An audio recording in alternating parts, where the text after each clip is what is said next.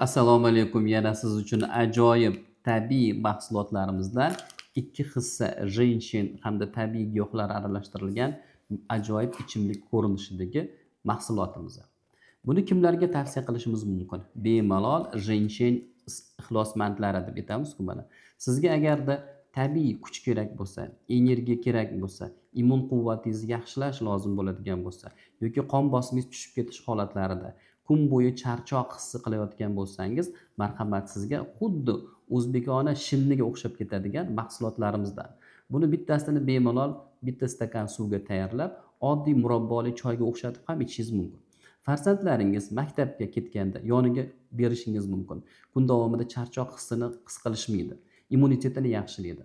Bemalol repetitorlarda ham sport ko'rsatkichlarini yaxshilashga yordam beradi.